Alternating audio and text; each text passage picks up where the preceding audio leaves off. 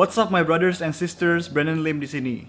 Apakah you pernah bertanya kepada diri sendiri, kenapa ya I hari ini seperti ini? Kenapa ya I dulu suka melakukan satu kegiatan yang dulunya I nggak suka? Atau mungkin 5-10 tahun yang lalu you punya rencana, you punya goal, you punya impian bahwa dalam 5-10 tahun ke depan I akan melakukan A, I akan melakukan B, I akan melakukan ini, melakukan itu, mencapai ini, mencapai itu. Tapi faktanya, hari ini you masih seperti yang dulu. Masih belum bisa mencapai tujuan yang you buat 5-10 tahun yang lalu. Ini semua bisa jadi karena ada pengaruh yang tidak terlihat oleh mata dan tidak terasa secara fisik. Nah, di video kali ini kita akan membahas tentang pengaruh-pengaruh yang tidak terlihat oleh mata yang seringkali mempunyai pengaruh yang sangat-sangat besar dalam kehidupan kita. Yang dalam waktu jangka panjang bisa membawa pengaruh yang baik atau buruk untuk kehidupan kita. Mau itu dari kebiasaan, dari karakter, dari selera, bahkan sampai kesuksesan kita. So, without further ado, let's go. Pengaruh yang tidak terlihat nomor 1 adalah teman-teman. Ada kata-kata bijak, pergaulan yang buruk merusak kebiasaan yang baik. Yes, I setuju banget dengan kata-kata bijak itu. And this is the reason why I don't really have any, close friends. I akan selalu berbuat baik kepada semua orang, ya benar. Tapi kalau untuk urusan teman, I itu tipe orangnya yang sangat-sangat picky, sangat-sangat pilih-pilih dalam pertemanan. Khususnya dalam memilih sahabat atau teman dekat. Karena semua teman yang kita pilih untuk bisa masuk dalam kehidupan kita, mereka semua punya pengaruh yang sangat besar. Misalnya kita punya teman-teman yang suka gabut, pasti otomatis kita juga bakal gabut, kita bakal males, kita bakal suka rasa bosen. Kalau kita punya teman-teman yang males, mungkin dulu kita rajin, kita biasanya akan ikut mereka jadi males juga. Kalau sampai ada teman kita yang suka merokok, mungkin sih kita nggak ikutan rokok. Tapi pastinya sudah jadi perokok pasif kalau udah dekat dengan mereka. Tapi kalau kita bisa punya teman-teman yang rajin, bisa memotivasi kita, bisa membangun kita, punya karakter yang baik, bekerja keras, rajin belajar, pasti kita punya chance yang lebih tinggi untuk bisa mengikuti jejak mereka. So, kasihilah semua orang, tapi pilih-pilihlah dalam memilih teman. Pilihlah teman-teman yang bisa memberi pengaruh yang baik untuk kehidupan kita. Pengaruh nomor 2, lingkungan, dalam atau luar rumah. Ini bisa keluarga atau lingkungan tempat tinggal. Tapi I mau membahas lebih dalam tentang keluarga. Karena kalau misalnya kita punya hubungan yang baik dengan keluarga kita, yang sebenarnya wajib, pasti kita bisa punya support system yang sangat baik. Hubungan kita harus baik dengan orang tua, dengan kakak adik kita, dengan sepupu, dengan om, tante, dengan kakek, nenek, whatever. Karena keluarga yang rukun adalah seperti fondasi yang baik untuk semua hubungan-hubungan kita yang lain di luar keluarga. Dan ini juga yang sudah saya perhatikan dalam keluarga. Kalau misalnya anak-anak dekat dengan orang tua, pasti mereka tidak punya keinginan cepat untuk mencari kasih sayang dari luar keluarga atau dari orang lain. Jadi pada biasanya anak-anak di bawah umur mungkin tidak akan cepat-cepat, dating, nggak cepat-cepat pacaran, nggak cepat-cepat cari perhatian dari orang lain, karena kasih sayang dari keluarga sudah cukup untuk mereka. So later we will date when we are ready, not because we want to. Jadi kita akan membangun hubungan kita dengan orang lain waktu kita sudah siap dan bukan saat kita mau atau cuma sekedar pengen. So ayo kita bangun hubungan yang baik dengan keluarga kita karena itu sangat penting dan sangat berpengaruh. Pengaruh yang tidak terlihat dan tidak terasa nomor 3. Makanan. Misalnya ada 2 mahasiswa, si A dan si B. Dan mereka kuliah sama-sama selama 4 tahun dan saat makan pagi, makan siang, dan makan malam, si A setiap hari makannya mie instan terus. Dan si B makannya sayur-sayuran, buah-buahan, dan makan makanan yang bergizi. Kira-kira pada akhir, saat mereka sudah selesai kuliah, mana yang akan lebih sehat? Si A atau si B? Nah, yang kayak gini nih, kita suka pura-pura lupa atau pura-pura nggak tahu. Kalau kita setiap hari maunya cuma makan gorengan, cuma mau makan steak, mau makannya di luar terus, cuma mau makan junk food, makan fast food, masakan Padang, even though, that's so good, I know, I get it.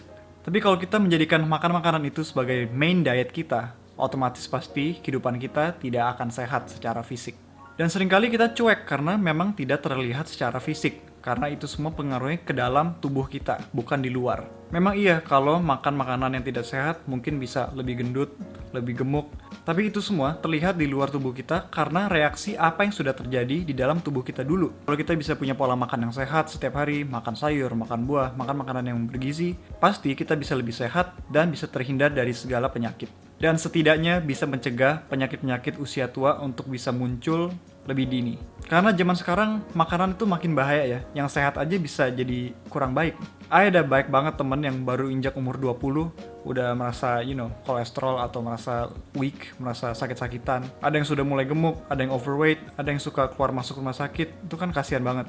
Dan kalau kita sampai sakit, kita jadi susah untuk bekerja keras, kita jadi susah untuk produktif. Dan ya otomatis kalau kita sehat, kita bisa punya tenaga untuk bekerja dan produktif. So, I'll just leave it right here.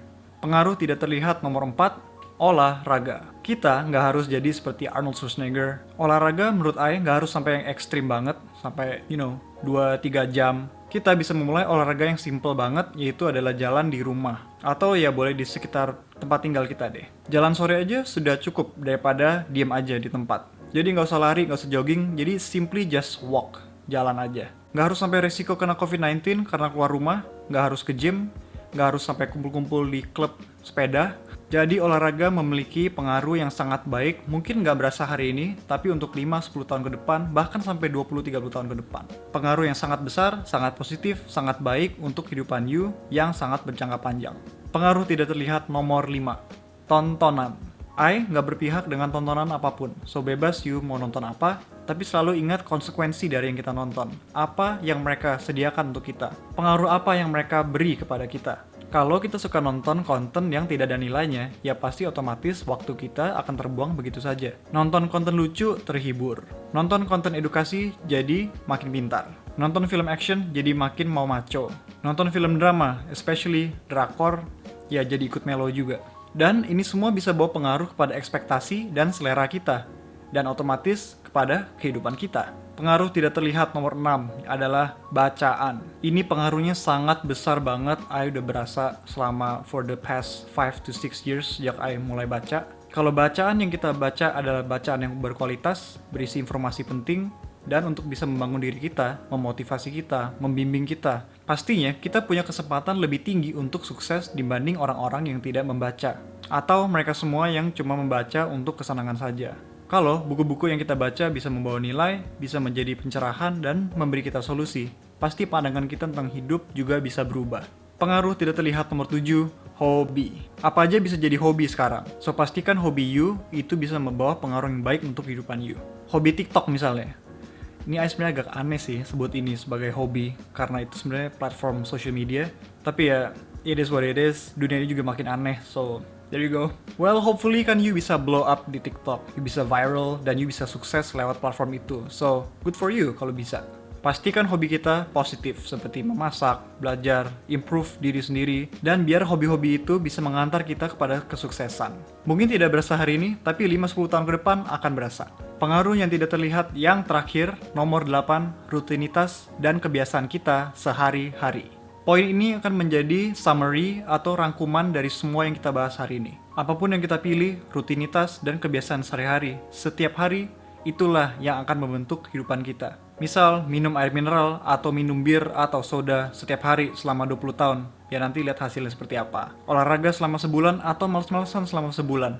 Lihat nanti hasilnya seperti apa. Memang, rutinitas itu tidak bisa kita rasakan hari ini. Tidak mungkin rutinitas yang kita lakukan selama sehari itu bisa langsung berdampak dan memberi bukti nyata. Tapi hal-hal kecil itu semua terbangun, terkumpul dari waktu ke waktu. Sama seperti kita setiap hari harus menggosok gigi at least 2 kali sehari, right? Kita menggosok gigi harus konsisten setiap hari. Coba bayangin deh, kita cuma gosok gigi seminggu cuma 2 atau 3 kali. Ya pasti rusak giginya. Nah, sama halnya dengan rutinitas dan kebiasaan sehari-hari. Apapun yang kita lakukan hari ini, itu mungkin nggak berasa hari ini. Tapi memang harus konsisten. Semua rutinitas baik, semua kebiasaan baik yang kita bangun sekarang, itu akan berpengaruh nanti 5, 10, 20, 30 tahun ke depan. You wanna be rich? You mau kaya? Simpan 10.000 setiap hari.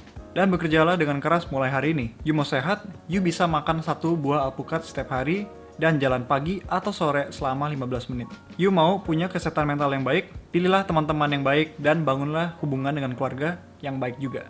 Mau hidup sampai tua dengan pasangan you? You mau lihat anak-anak you menikah nanti dan mereka juga punya anak? Kalau you perokok, you bisa stop rokok hari ini. Mungkin you mau stop kebiasaan marah-marah atau kebiasaan memukul.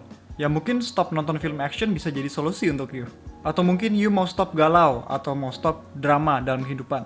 Menghapus film drama dari watchlist you mungkin bisa membantu you juga. Pilih dan filter segala hal yang kita izinkan masuk ke dalam kehidupan kita. Lihatlah pengaruhnya bagaimana. Itu adalah 8 pengaruh yang tidak terlihat secara langsung yang dapat memberi pengaruh yang besar untuk kehidupan kita. Semoga video ini bisa bermanfaat, bisa mengingatkan kita semua untuk maju bersama-sama dalam kehidupan. So that's it, subscribe to this channel if you haven't already, give a like to this video, share this video with your friends. I'll be seeing you in the comment section below, dan sampai ketemu juga di video selanjutnya. I'm Brandon Lim, signing off. Peace out.